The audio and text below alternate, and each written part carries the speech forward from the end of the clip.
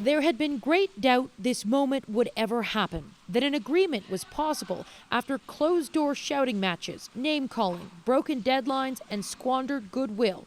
But they made it. This has been a long, arduous, and at times fraught negotiation.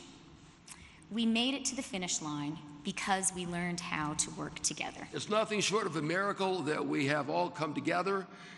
I think that's a testament to how good the agreement is. Trump's top man on trade had to find consensus both at home and abroad. Robert Lighthizer accepted demands from the Democrats in exchange for a promise to pass NAFTA through Congress. In terms of our work here, it is infinitely better than what was initially proposed by the administration. Nancy Pelosi asked for a change to make it easier to lower prescription drug prices and demanded new ways to monitor working conditions in Mexico to make sure labor and environmental standards are being met. Ideas Canada says it had been pushing for from the start. It is with great satisfaction that I see quite a lot of those positions actually being part of the amended agreement that we all signed today.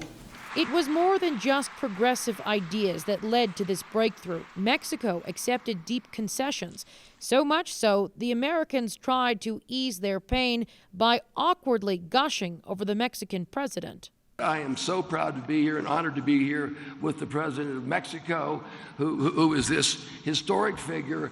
And I want to give my best wishes again from the president of the United States, who is a truly historic figure also. Katie, Chrystia Freeland heading back here tonight. Give us a sense of how this new deal is going to be received here in Canada.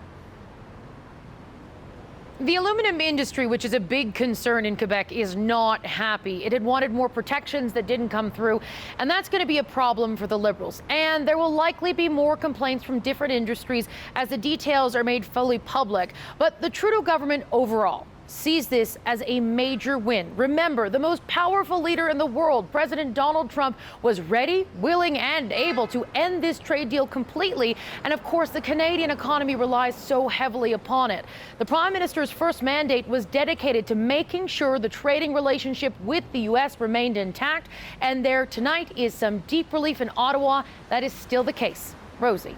Okay, Katie Simpson for us in Mexico City tonight. Thanks, Katie.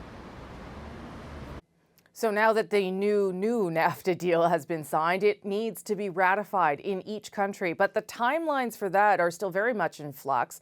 Mexican officials say they wanted to get their deal to the Senate within hours.